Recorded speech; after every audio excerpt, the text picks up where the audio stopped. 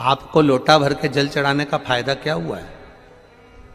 अब सुनना, पूरे भारत के लोग और पूरे देश विदेश में बैठे हुए जितने भक्त इस आस्था चैनल के माध्यम से कथा सुन रहे हैं, महाराज भगवान का एक नाम है भिक्षुवर, और भिक्षुवर अवतार की कथा कल चल रही थी। भगवान शंकर जब सत्यारथ के मर जाने के बाद उसकी धर्म पत्नी गर्भ से थी, और वह धर्म पत्नी भी बच्चे को जन्म देकर घाट पर छोड़कर जब पानी पीने के लिए गई तो घड़ियाल ने, मगर ने उसको पकड़ लिया और वो धर्म पत्नी भी मर गई। पार्वती जी के मन में संशय आ गया था,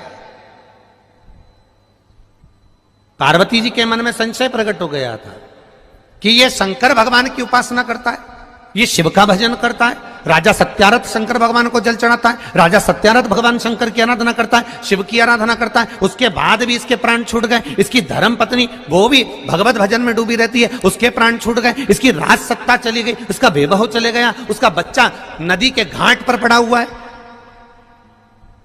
शिव जी के सामने प्रश्न का अंबार था, भगवान शंकर के सामने ढेर प्रश्न थे।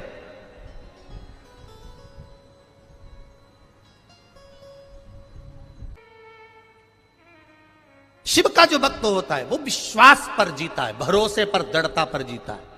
दुनिया कुछ भी कहे, वो अपनी भरोसा, अपनी दृढ़ता शंकर के चरणों में रखता है, शिव के चरण।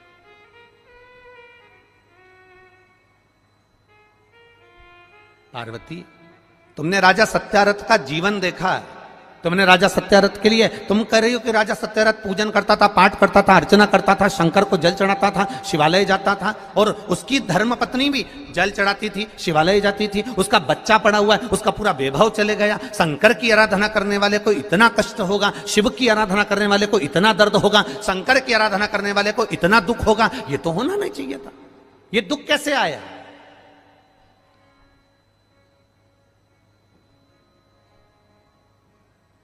ये कष्ट कैसे आया?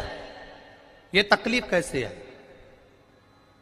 शिव जी ने कहा, पार्वती चल मैं तुझे घुमा के लाऊं, और घुमाया। जलाशय में पार्वती जी को पूरी लीला का दर्शन करा दिया कि पूर्व समय के भोग के कारण, पूर्व समय के दूसरे का सामान ले लिया था, दूसरे के घर पर आक्रमण कर दिया था, दूसरे का वैभव चुरा लिया था, दूसरे का धन चुरा लिया था, दूसरे की सत्ता चुरा ली थी।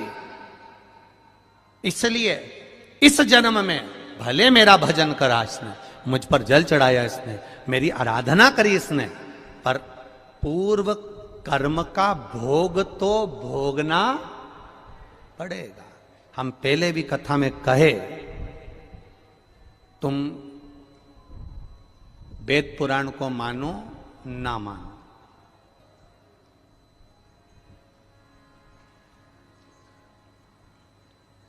तुम धर्म शास्त्र को मानो ना मानो, तुम अपने बड़ों को मानो ना मानो, तुम अपने गुरु को मानो ना मानो, पर इतना जरूर मानकर चलना कि कर्म का भोग तो परमात्मा को भी भोगना पड़ा, तो अपन तो मनुष्य हैं, भोगना पड़ता ही है, पड़ेगा। कोई तुमसे कह दे मेरे पास आकर बैठ जा, मैं दुख नहीं आने दूंगा। कोई तुमसे आकर कह दे कि मेरे पास आकर बैठ जा, मैं ऐसा काम कर दूंगा कि तुम्हारे जीवन में दुख नहीं आएगा, तकलीफ नहीं आएगी, कष्ट नहीं आएगा, तो समझ लेना कि ये बेवकूफ बना रहा। दुख आएगा, कष्ट आएगा, रोग आएगा, बीमारी आएगी, तकलीफ आएगी, क्योंकि पूर्व के कष्ट का, पूर्व के कर्मों का भोग हमको भोगना है। पूर्व के कर्मों का भोग हमको भोगना, वो कौन भोगेगा?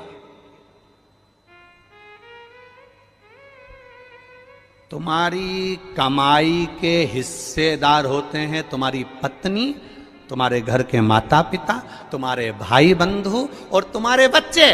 तुम्हारी कमाई के हिस्सेदार होंगे, पर एक बात अपनी जिंदगी में उतार कर रखना, तुम्हारे कर्म के हिस्सेदार नहीं होंगे कि तूने कमाया कैसा था। तुम्हारी कमाई के हिस्सेदार तुम्हारी पत्नी भी होगी, तुम्हारे बच्चे भी होंगे, बेटा भी होगा, बेटी भी होगी, माता भी होगी, पिता भी होंगे, भाई भी होंगे, बंधु भी होंगे, बहनें भी होंगी, उनके सारे रिश्तेदार होंगे, तुम्हारी कमाई के हिस्सेदार होंगे, और तुम्हारे कर्म के हिस्सेदार नहीं हो सकते। कर्म का भोग तो तुझे अकेले ही भोगना है। तब वो परमात्मा भी कहेगा कि तेरा क्या होगा रे कालिया। फिर वो भी कहेगा कि होगा क्या, क्या कर्म करेगा। कोई दूसरा नहीं भोगेगा, हमें भोगना है, हमें।